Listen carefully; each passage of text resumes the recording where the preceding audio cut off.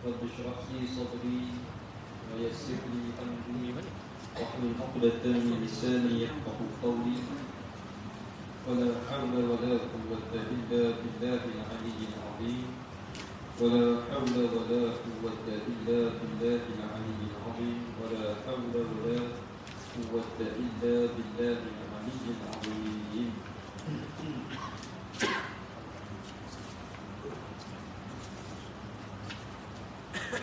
قال المصنف رحمه الله. Sambung di muka surat At-Tambah. Maka dalil Allah Ta'ala bersifat dengan kalam itu zahir bagi kita.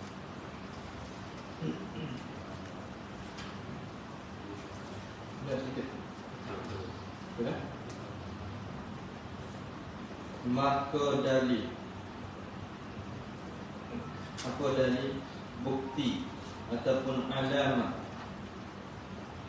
Allah Ta'ala bersifat dengan kalam. Allah Ta'ala bersifat dengan sifat kalam. Apa kalam? Perkata. Bersifat dengan kalam, dengan perkata. Itu dalilnya zahir bagi kita, nyatalah bagi kita. Nyata bagi kita. Kita mana? Kita yang belajar. Ada orang yang tidak belajar, tidak memikir-mikir tentang ni, tak zahir. Tak zahir. Tak pernah masuk pengajian. Lu ibadat semata-mata, tak ada apa. Kosong kan, nak main dalil ni, tak nyata dia. Nyata ni bagi orang yang belajar lah. Mana? Baik. Dalil bukti kata Allah sifat dengan kalam ni nyata. Sebab apa nyata? Kerana jikalau Allah Ta'ala tidak bersifat dengan kalam, takdir, buat andaian, jikalau Allah Ta'ala tidak bersifat dengan kalam, yakni tidak ada sifat perkata, nescaya, jawabnya bisu.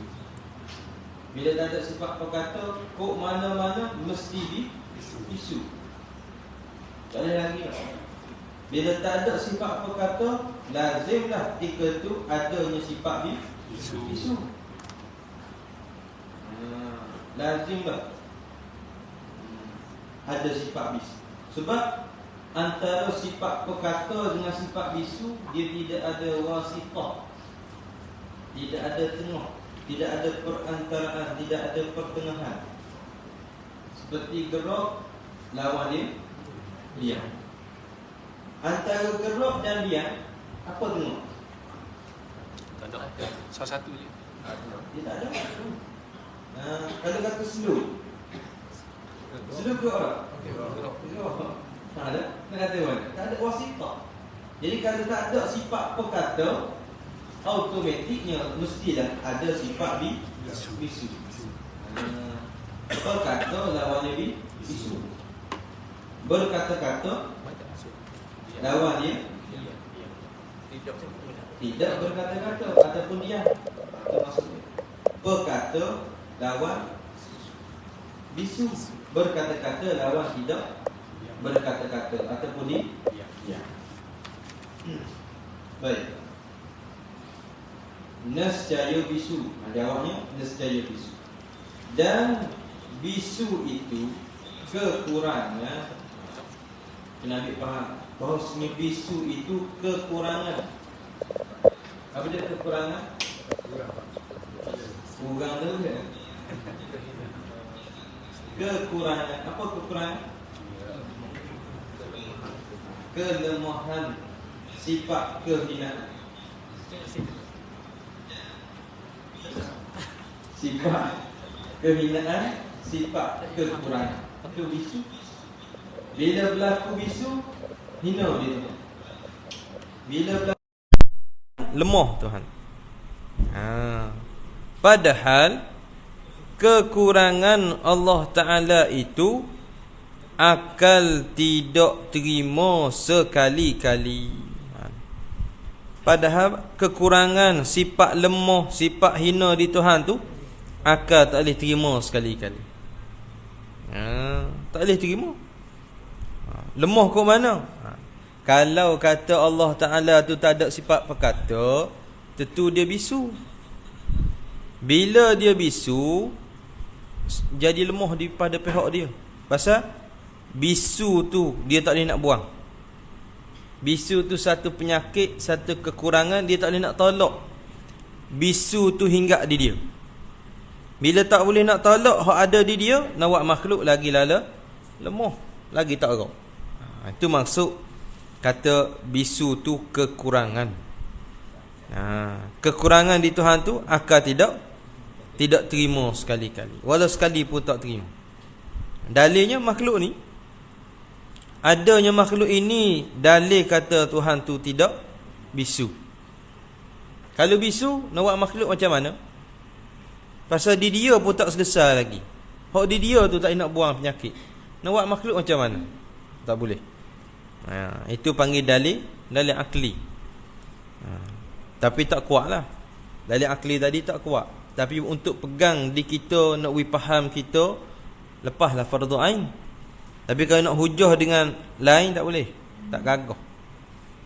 Sama, basar, kalam, tiga ni kuat dia dengan dalil Quran. Adapun dalil akal tidak kuat dia. Tapi dah kita sebut, tak apalah. Ada?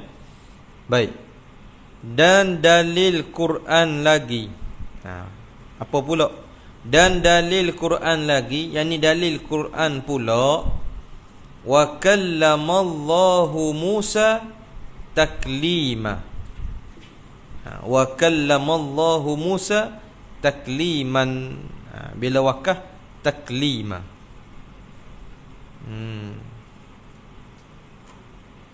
Kallama yukallimu takliman. Tu. Kallama. Kallama ni kalau orang mengaji ilmu sarah, dia panggil wa bina'uhu litaksir. Bina dia tu untuk tunjuk kata banyak.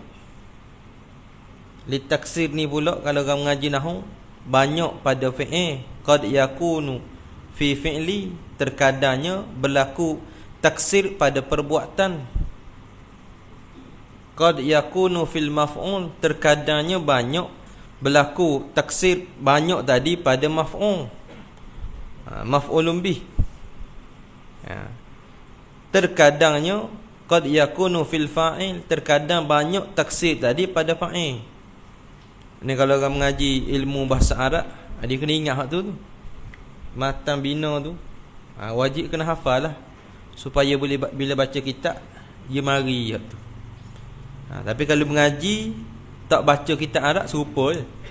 Mengaji jadi bila kita tak mengajar kitab Arab, dia jadi tupu dengan sendiri. Parang tajam, asal kilang tajam, duk main buku dalam selimut sama, main taruh sama, karak dengan gitulah. Tak. Betul bahasa Arab ni dia makna yang luas. Jadi kita faham sini apa dia? Wa kallamallahu Musa taklima. Artinya berkata-kata Allah Ta'ala. Berkata-kata tu kena ke fi'il ke kena kepada fa'il? Kena kepada fi'il perbuatan ke kena pada tukang kata? Berkata-kata fi'il. Tu qad yakunu fil fi'li, terkadang penggunaan perkataan atas wazan fa'ala, kallama, membawa makna banyak kali, banyak bagi fi'il. Mana fi'il? Berkata-kata. Sebab tu tak boleh terjemah kalam ertinya berkata-kata, sebab berkata-kata merujuk kepada fi'il, perbuatan. Wa kallamallah, berkata-kata Allah Ta'ala akan Nabi Musa. Faham di sini sikit ke banyak Tuhan kata? Sikit banyak? Kenal di mana?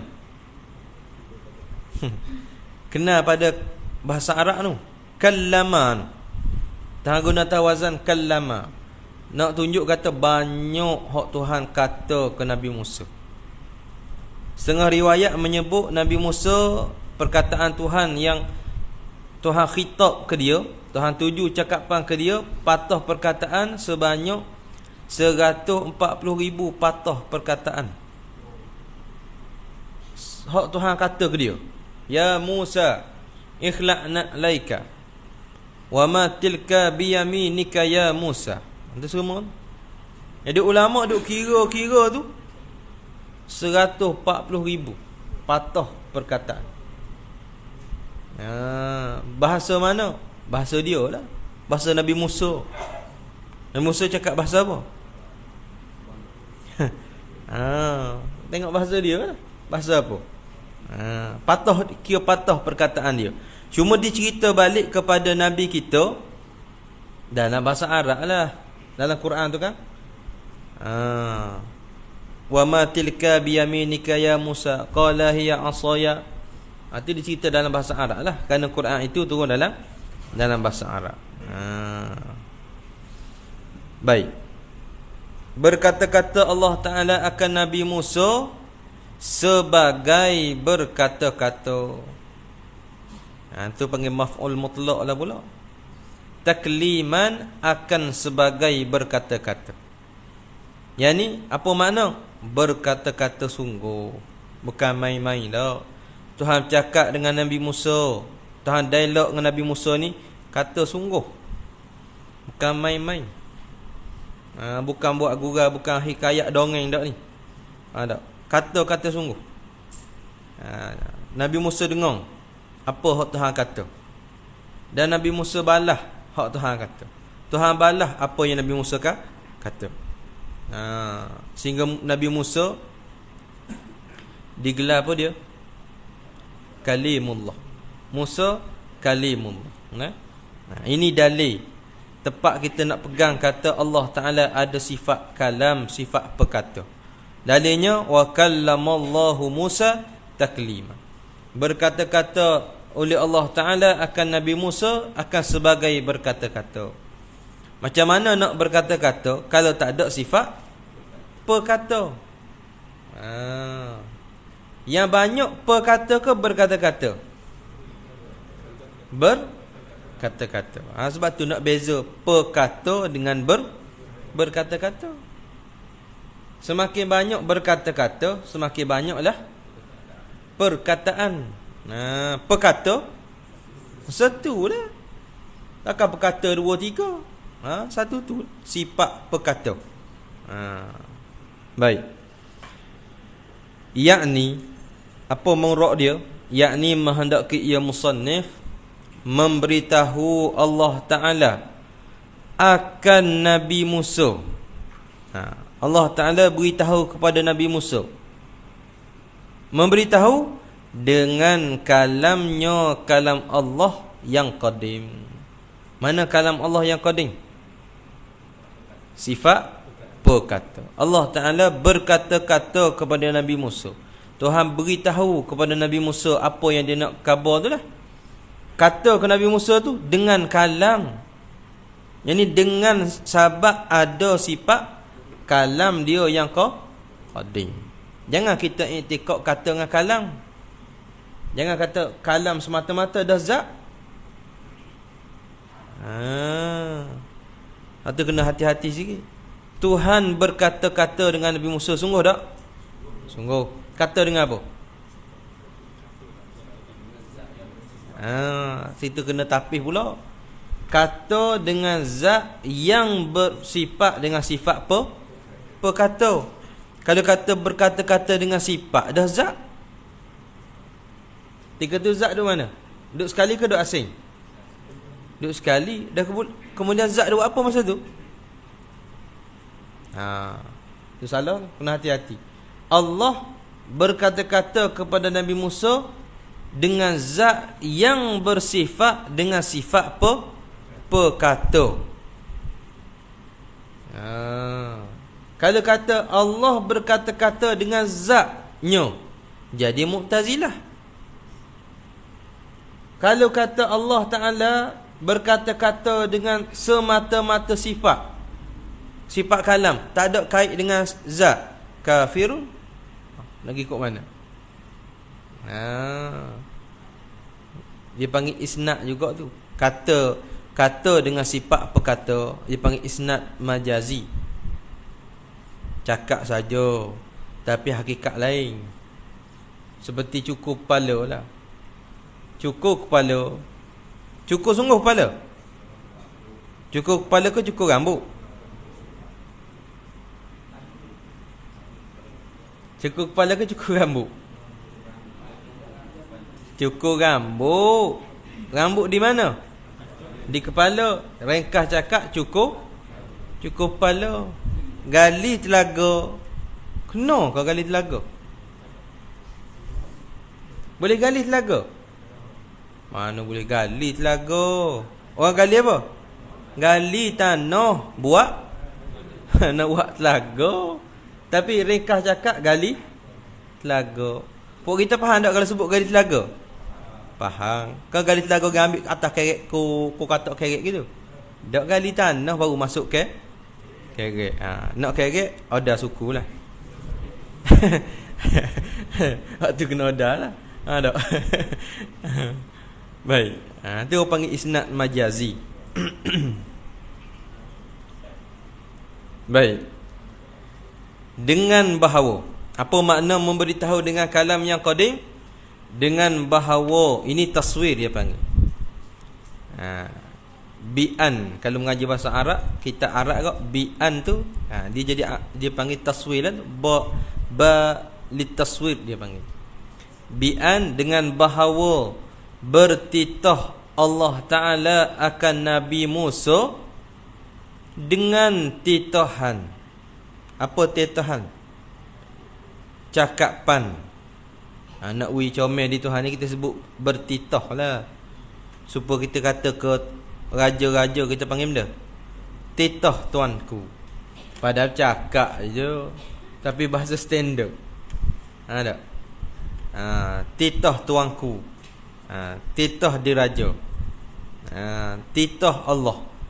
Nak beri panggil atas jalan beradab, bahawa bertitah, bercakap, berkata-kata Allah Ta'ala akan Nabi Musa dengan titahan, dengan cakapan yang boleh Musa faham daripada titahan itu, daripada cakapan itu akan maksud kalam yang qadim. Akan maksud, akan tujuan kalam yang qadim. Mana kalam qadim? Sifat ma'ani. Itu maksud dia. Wa kallamallahu Musa taklima. Allah Ta'ala kata ke Nabi Musa. Allah Ta'ala bertitah kepada Nabi Musa akan titahan, akan cakapan yang Nabi Musa boleh faham.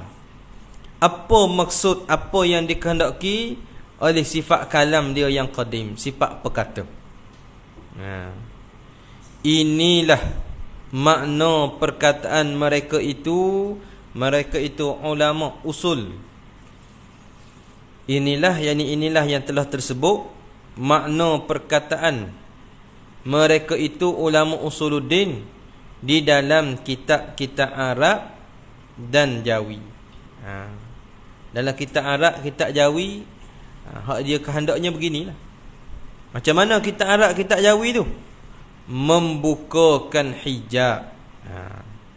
Dalam kitab Arab disebut, dalam kitab Jawi kan dia kata membukakan hijab. Apa dia hijab? Dinding lagi, penghalang tu hijab.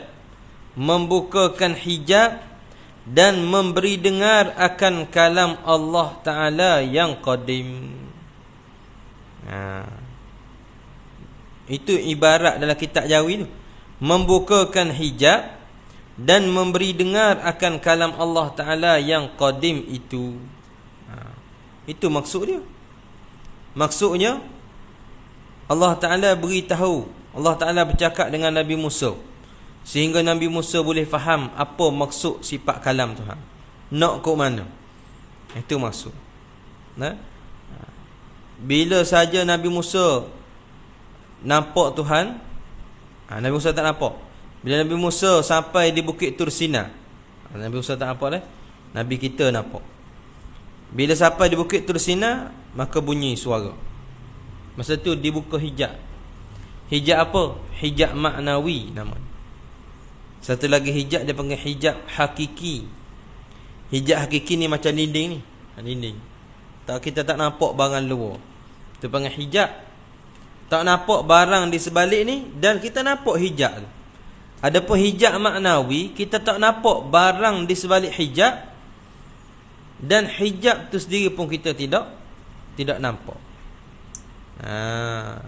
Seperti malaikat. Siapa nampak malaikat malam ni?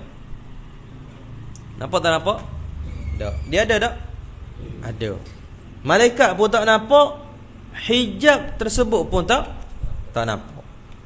Jadi Nabi Musa ni pada ketika itu dibukakan hijab oleh Allah Ta'ala, dan memberi dengar akan kalam Allah Ta'ala yang qadim itu. Mana kalam Allah yang qadim?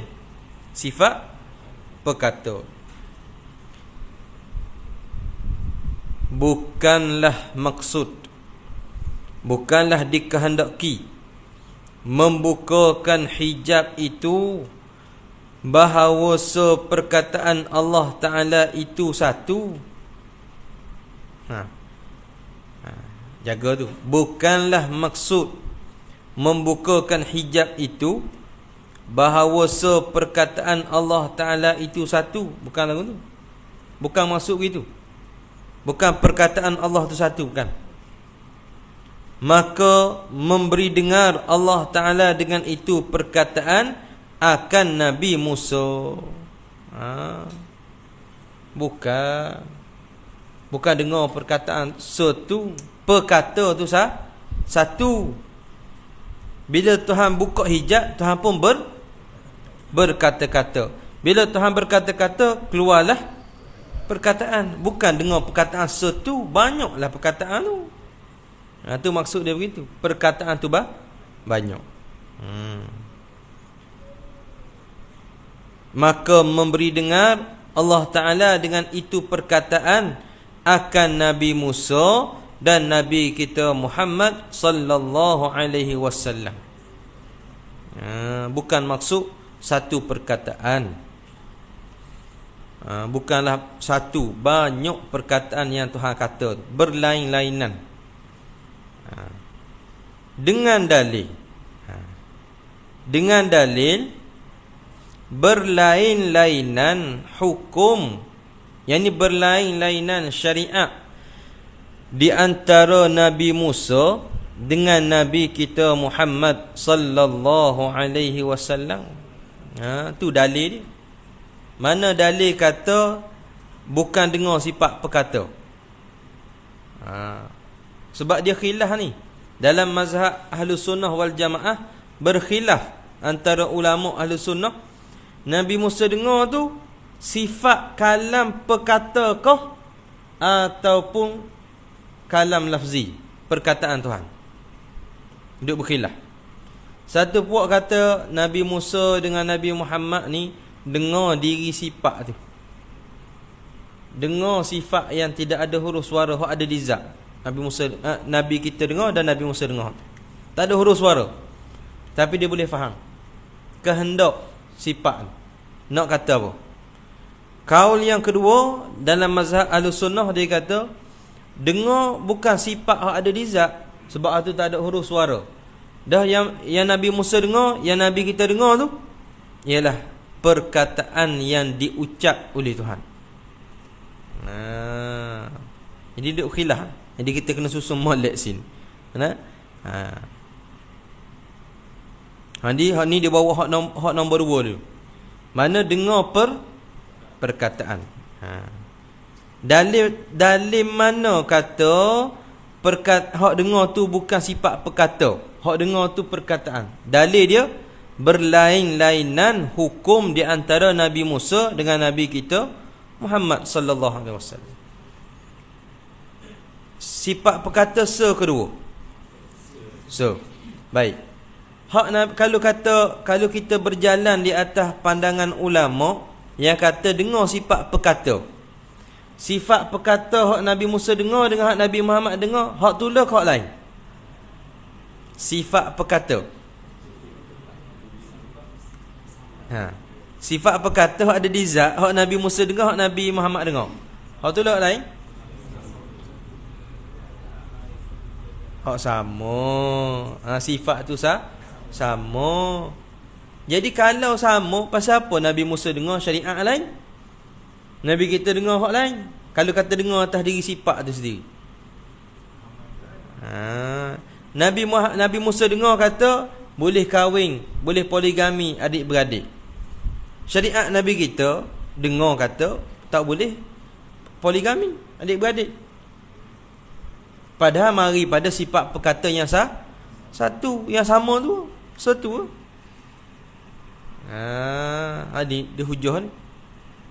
Jadi hak dengar sifat perkata ke perkataan? Tu. Kalau ikut kau ni kan, hak dengar bukan perkata, dengarnya perkataan. Sifat perkata satu, Tuhan berkata-kata banyak kali, berkali-kali. Perkataan dia berlain-lainan. Tuhan kata ke Nabi Musa lain, kata ke Nabi Muhammad lah lain. Itu dalil dia. Bukan maksud dengar sifat perkata, bukan. Itu kaul yang kedua dah. Dan dalil berulang-ulang menggugur Allah Ta'ala daripada Nabi kita dan umatnya. Umat Nabi kita akan fardu sembahyang pada malam Mi'raj. Pada malam Mi'raj, noktah situ. Yang ni nak baca lah. Jangan malam Mi'raj tersebut dalam, jangan baca malam kita. Dan dalil berulang-ulang, dalil yang menunjuk kata hak dengar tu sifat, bukan sifat perkata, yang dengar tu perkataan. Dalilnya berulang-ulang menggugur oleh Allah Ta'ala daripada Nabi kita dan umatnya, umat Nabi kita akan fardu sembahyang pada malam Mi'raj. Pada malam Mi'raj, malam Isra' Mi'raj, Nabi turun naik berapa kali? Masa minta diskaun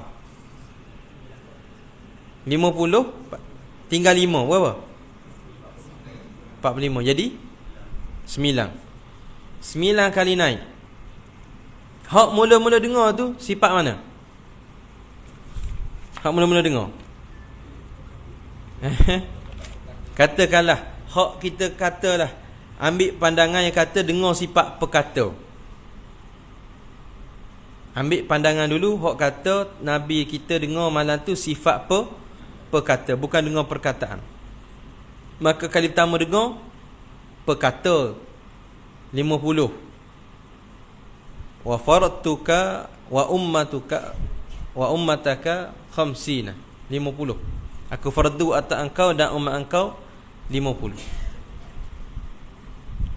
Hak dengar tu sifat perkata baik. Masa tu 45 dah lagi. Tuhan kata, Tuhan masa tu Nabi kita dengar 50. Masa tu 45 dah lagi. Ada lagi. Maka naik turun. Naik pula, dengar pula 45. 45 tu 40 ada lagi. Ada lagi. Jadi kalau pakai atas dalil ni, bermakna akan jadi banyaklah sifat perkata. Jadi banyak sifat perkata. Sedangkan kita beriktikad sifat perkata ni satu, mana boleh 2, 3. Depan tu dia akan cerita balik. Depan tu akan ada balik. Tersebut dalam syarah maqasid. Tersebut di dalam syarah maqasid. Jika dikatakan, yang ni ada orang kata, jika dikatakan tiap-tiap seorang daripada kita makhluk ni boleh mendengar kalam Allah Ta'ala. Kalau ada orang kata kita, aku dengar kalam Allah, maka iaitu tafsil. Apa tafsil? Ada huraian dia, ada perincian dia. jika dikehendaki dengan mendengar itu, mendengar akan kalam lafzi, yakni apa dia kalam lafzi? Perkataan yang berhuruf dan suara, maka zahirlah, maka nyatalah, jelaslah tu, tidak kesambaran lagi, tidak kekeliruan lagi, tidak sama-sama lagi, tak semabur lagi. Kerana perkataan tentu ada huruf suara, tu tak pelik, mana tak jadi muskil tu. Dan jika dikehendaki mendengar akan kalam nafsi, yakni sifat ma'ani itu, macam mana? Kalau dia kata aku dengar kalamullah, orang tanya kalamullah mana? Kalam ismi ya, kalam nafsi ya aku dengar, ada di zat tu. Maka ialah mendengar lafaz, yang sebenarnya dengar lafaz dan suara, dengar juga suara yang menunjuk, yakni yang memberi faham atas kalam, tambah sikit, atas ada kalam sifat ma'ani itu. Kena takwil lah. Faham tak? Kalau kata dia dengar kalamullah, kita pergi tanya dia, kalamullah mana yang mau dengar? Dia kata kalamullah kalam lafzi, itu tak apalah, yang ini perkataan. Kalau dia kata, kita tanya dia, kalam mana mau dengar? Kalam nafsi. Maka tu kena tafsir. Apa maksud kalam nafsi? Dengar kalam lafzi juga, tapi kalam lafzi tadi yang menunjuk kata ada sifat kalam nafsi, kalam sifat perkata. Boleh pergi tak ni? Tak tahu tepi tengah dawak kita ni. Nak susu molek. Nafsi, nafsani, ismi, pening habis dah istilah. Baik, tajuk asal apa dia ni? Tajuk asalnya nak cerita hak Nabi Musa dengan Nabi kita dengar tu, kalam mana? Tu duk bahasnya malam ni. Allah Ta'ala memang ada sifat perkata, kita tak konsep dah tu. Allah Ta'ala ada sifat perkata, dia tidak bisu. Dalilnya wa kallamallahu Musa takliman. Timbul pula persoalan, hak Nabi Musa dengar tu hak mana? Hak kalam di zat dia kah, ataupun kalam lafzi, hak Tuhan kata tu? Maka berkhilaf lah, berkhilaf ulama. Ulama yang kedua ni kata dak, dengar kalam lafzi, bukan kalam nafsi dak. Yang dengarnya perkataan, bukannya sifat. Kalau kata dengar diri sifat, hak Nabi Musa dengar dengan Nabi Muhammad dengar, hak tu lah, hak lain sifat tu. Hak tu lah, tapi pasal apa jadi makna lain-lain? Itu jadi duk muskil. Kalau ikut jalanan yang kedua, dikehendaki dengar tu, dengar perkataan. Jadi perkataan tak pelik. Kerana hak Tuhan kata ke Nabi Musa lain, hak Tuhan kata ke Nabi Muhammad lah lain. Tapi punca berkata-kata tadi mari pada sifat perkata yang sama. Nak susung tu. Jadi bila orang kata pula dengar kalamullah, mendengar kalamullah, apa murak dengar kalamullah? Apakah dikandaki dengar kalamullah? Maka kena ada perincian. Kalau orang ni kehendaki kata dengar kalamullah ialah mendengar perkataan Allah, maka tu betul. Tu mudahlah. Tak muskil dah tu.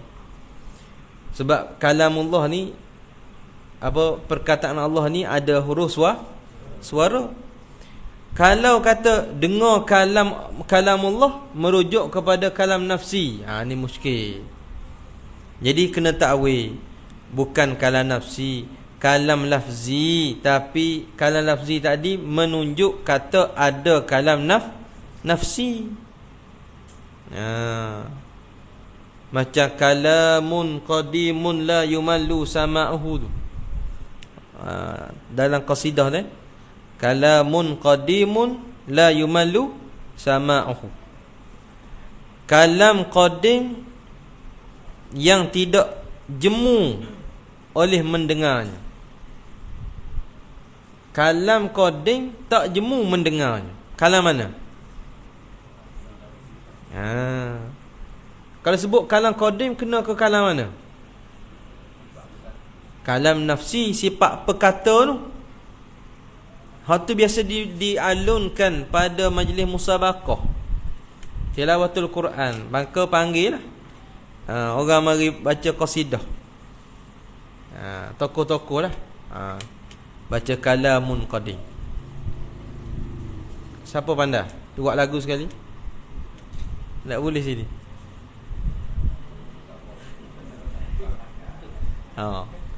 Pak Mezah lah. Ngatuk mata dah geng. Haji Yusuf boleh tak? Mana Haji?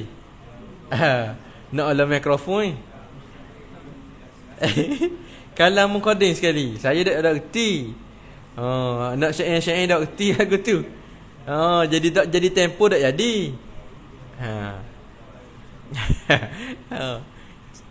Jadi hak tu buat syair tu masa musabaqah. Kalamun qadimun la yumallu sama'uhu.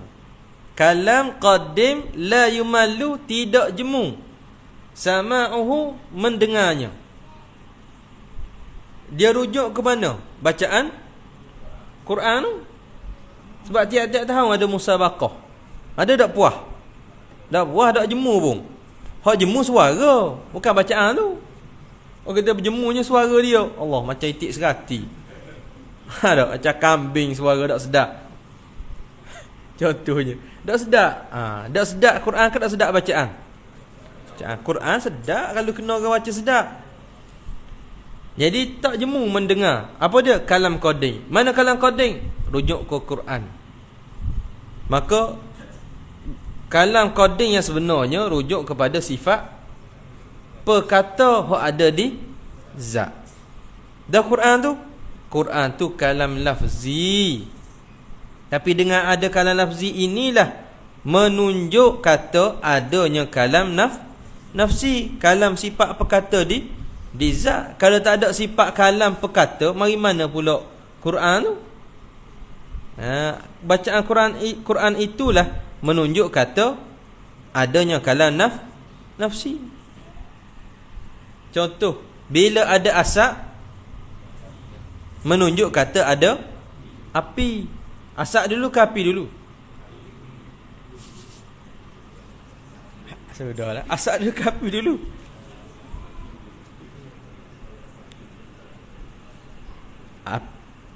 Api dulu. Tapi asap mana kata ada api. Ada api dulu baru ada asap. Maksud dia begitu. Bila ada asap tentu ada api. Jadi asap tu menunjuk kata api. Kalam bacaan itu, kalam lafzi itulah menunjuk kata ada kalam ismi atau kalam nafsi. Perkataan itulah menunjuk kata ada sifat perkata. Begitu.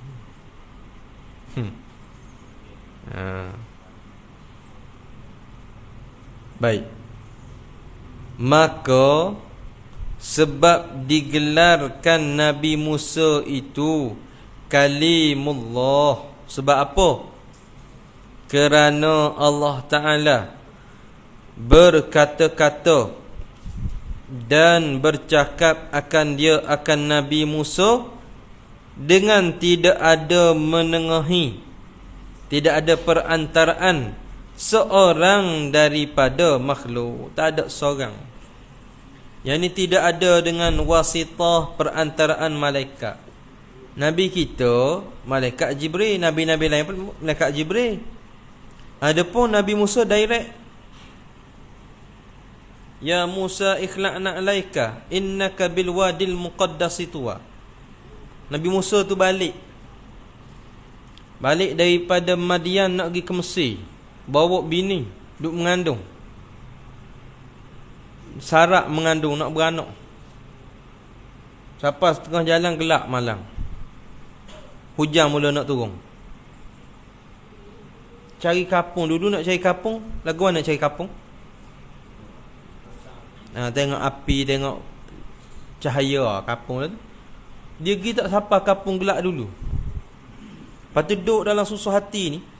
Musa duduk susah hati, tengok ada lapu lapu. Jauh. Hai. Kata kapung orang tu, dia pergi. Tunggu sinilah, kena pergi cari orang. Dia berjalan ni.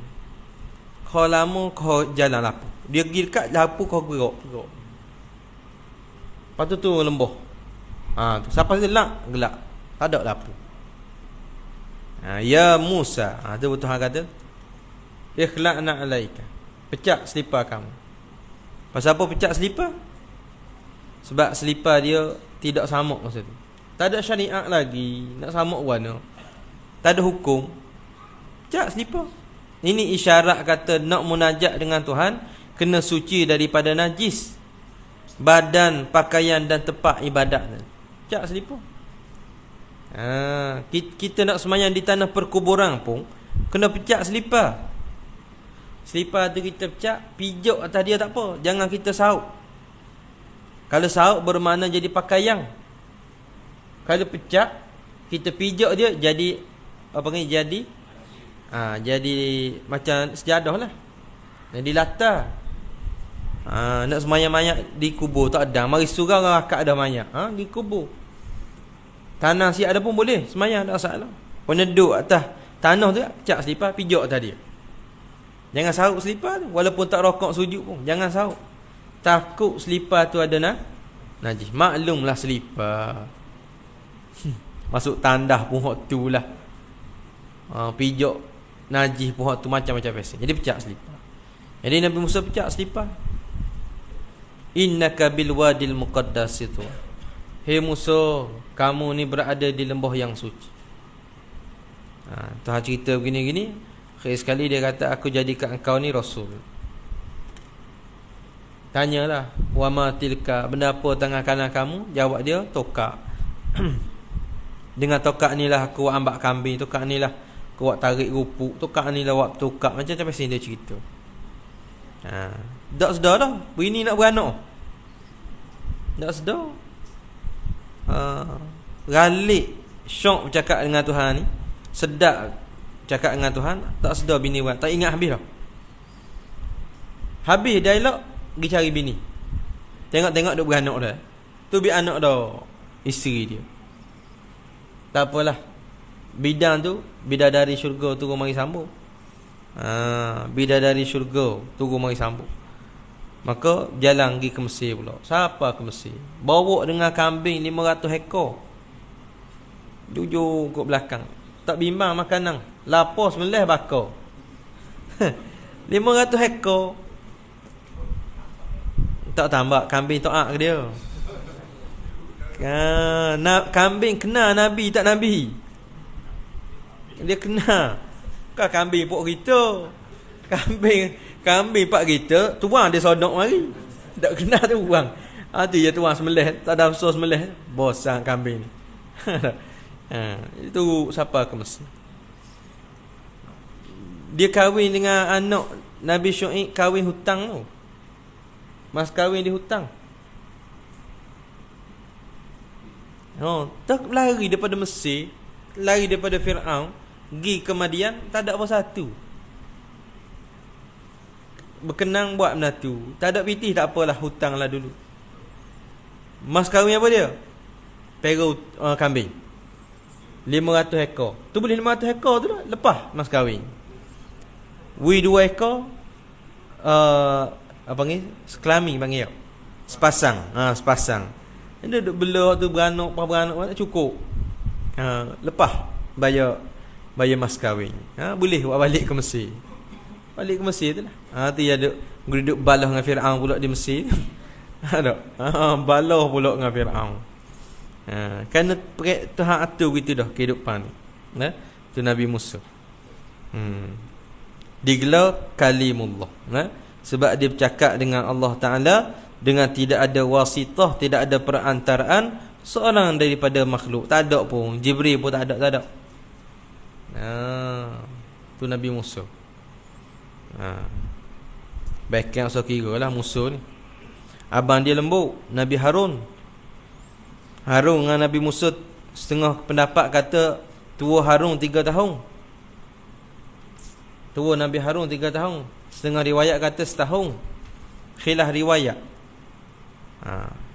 Beken tak beken, dia pegang janggut Nabi Harun putih. Dia tinggal pergi munajat, Nabi Harun muka lemah lembu. Umat dia kata Nabi Musa mati dah, tak balik lama ni, mati dah. Nabi Musa balik, dia sembah lembu dah. Dia pakak sembah lembu. Marah Nabi Musa, pergi cari lalu abang dia. Dia kata aku tinggal kamu umat mu lagu mana? Tak ada kalau tu jawab gak pegang janggut selalu dah. Buku itu pak pegang janggut. Nabi Musa janggut panjang, sekat pusat tau. Nabi Harun, Nabi Musa pergi pegang. Bawah ni ada lagi janggut tu. Kuat dia pegang tu. Nabi Musa tanya, dia jawab selalu koho-koho, takut muka kawan tu backing. Adik pun backing. Halo abang dia. Sudah pegang tu cak. Boleh jawab habis ni, gelar tangan tu putih janggut. Bisa tangan. Tu mapuh kibti kena tapuh ke dia tu. Tangan tu bisa dah. Lepas tu petua kata tengok urat tangan tu. Faham tak? Kalau urat tangan sambung, tu jangan main tu. Kalau urat dia sambung antara tu. Daripada atas ke bawah tu dia sambung. Kata petua. Tak tahu tegak dia tengok. Tegak hayung sekali. Nak kena makan nasi kot straw boleh. Tengok tapak tangan. Kalau mina ikut straw boleh tegak. Habis tak? Tak ada saya tak pun. Tengok orang lain petua. Tak. Baik. Itu sebab dipanggil Musa kalimullah. Dan berkata setengah ulama. Apa kata setengah ulama? Sebab digelarkan dengan Nabi Musa itu kalimullah. Sebab apa? Kerana Nabi Musa mendengar akan kalam sifat ma'ani. Yang panggil kalimullah tu kerana dengar oleh Musa tadi akan kalam. Apa kalam? Sifat perkata. Perkata mana? Sifat ma'ani, hak ada di zat. Tu sebab panggil Musa kalimullah. Sebab Nabi Musa ni dia dengar sifat perkata hak ada di zat. Ini kaul yang pertama lah ni. Tadi kaul yang kedua tadi kita sebut tadi, mana Nabi Musa, Nabi Muhammad bukan dengar perkata, dengarnya perkataan. Sifat apa? Kalam lafzi, perkataan Tuhan, cakapan Tuhan. Tu Nabi Musa dengar. Tapi kata setengah ulama dak, bukan dengar perkataan, dengar sifat tu sendiri, yang tidak ada huruf suara di zat. Satu yang Nabi Musa dengar. Baik, maka dibangkang. Maka dibangkang. Apa dibangkang? Ditentang, ditolak akan perkataan ulama ini. Ulama mana? Ulama yang kata Nabi Musa mendengar kalam sifat perkata, hak tak ada huruf suara tu. Dibangkang, diiktiraf. Siapa? Dibangkang akan perkataan ulama ini kerana tertegah, terhalang mendengar yang bukan suara. Sebab tertegah, tak boleh dengar. Tak boleh dengar. Hak tak ada suara. Cakap atas jalan adab tak boleh dengar. Manis tu ada tak? Manis pada gula ada tak ada? Boleh dengar tak? Tak boleh. Sebab apa tak boleh dengar? Sebab tak ada huruf suara. Itu atas jalan adab kebiasaan kita. Adabnya telinga kita hanya mendengar suara. Tak ada suara boleh dengar tak? Tak boleh. Sebab tu dibangkang. Dibangkang. Sehingga berkata Abu Ishaq Isfarayini. Abu Ishaq Isfarayini.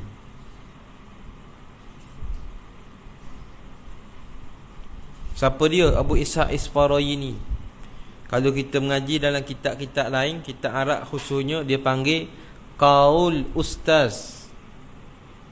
Qaul Ustaz. Ustaz dikehendaki situ kena kepada Abu Ishaq Isfarayini. Penggunaan nama ustaz ni maha. Dia tak boleh nak bubuh ikut dam gitu. Dia nak bubuh panggilan ustaz atas individu pada masa tu maha.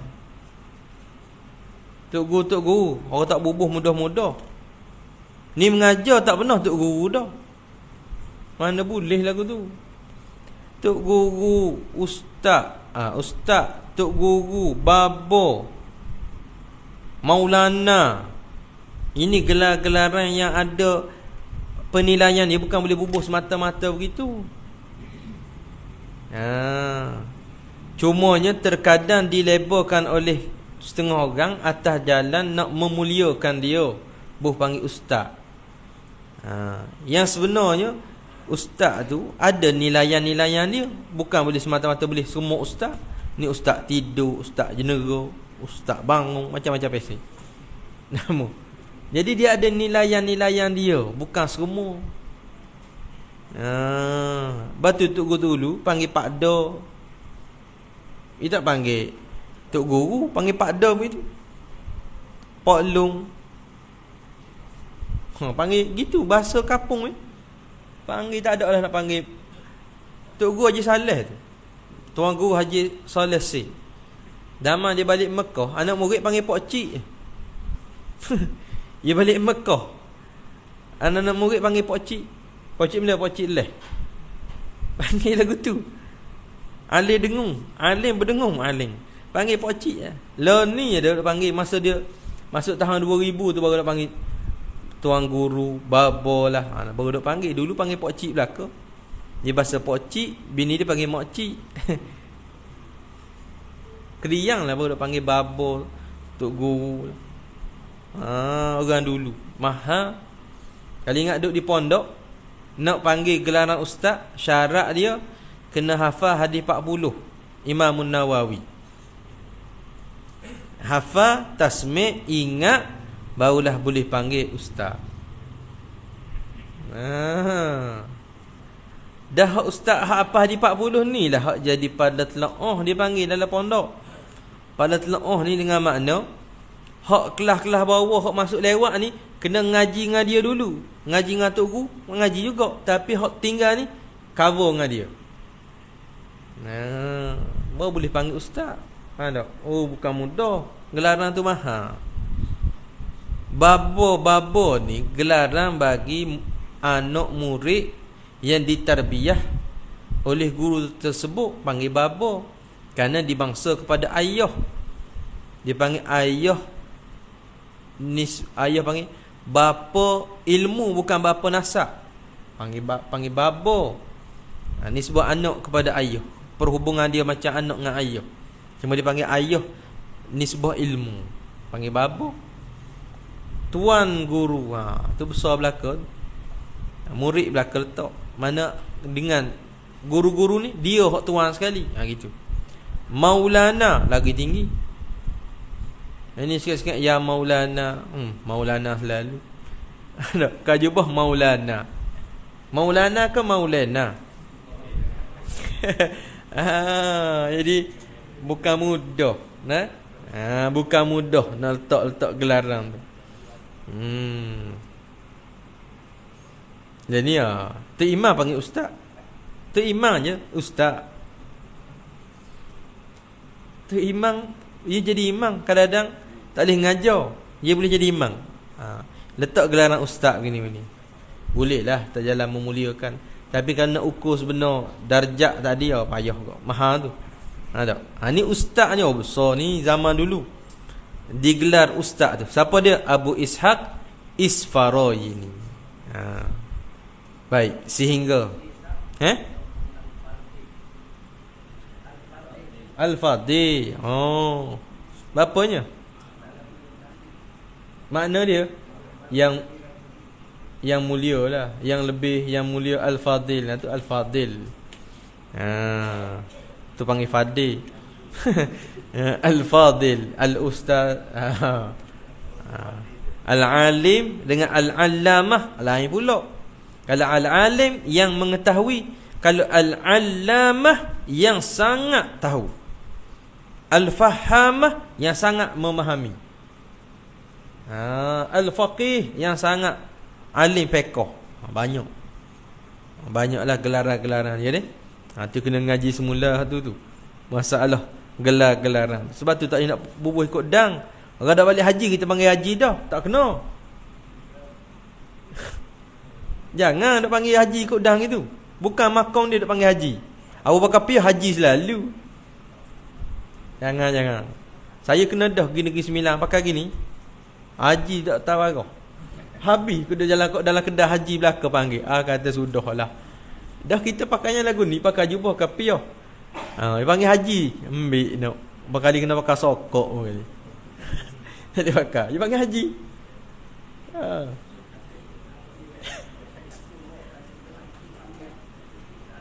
Mana?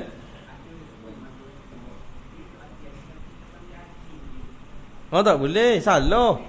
Hukum dia salah. Kena khabar lah. Jangan mentang-mentang panggil haji memang jangan khabar. Biar dia panggil. Tak boleh, salah gitu. Dia panggil haji kena betul. Saya dak pergi lagi. Tahun depan baru nak pergi. Gitu. Tapi ngata haji benar lah. Tak kena. Tak kena lagi. Umrah lain pada haji. Tunggu Pak Cuh balik. Pak Cuh bila nak balik 17, 19. Lagi balik boleh panggil haji. Haji usuk dah apa lah. Haji dah dia. Awal kau nak gigi dah. Baik. Sehingga berkata Abu Ishaq Isfarayini. Berarti situ lah Sehingga berkata Abu Ishaq Isfarayini. Wallahu subhanahu wa ta'ala a'lam. Bismillahirrahmanirrahim. Alhamdulillah rabbil alamin, wassalatu wassalamu ala asyrafil anbiya'i wal mursalin wa ala alihi wa sahbihi ajma'in. Allahumma aftah alaina futuhal arifin. Allahumma allimna ilman akdamin wa fahimna fahmas sabiqin warzuqna rizqat talibin. Allahumma zidna ilma wa alhiqna bis salihin. Wa sallallahu ala sayyidina Muhammad wa ala alihi wa sahbihi wa sallam. Alhamdulillahi rabbil alamin.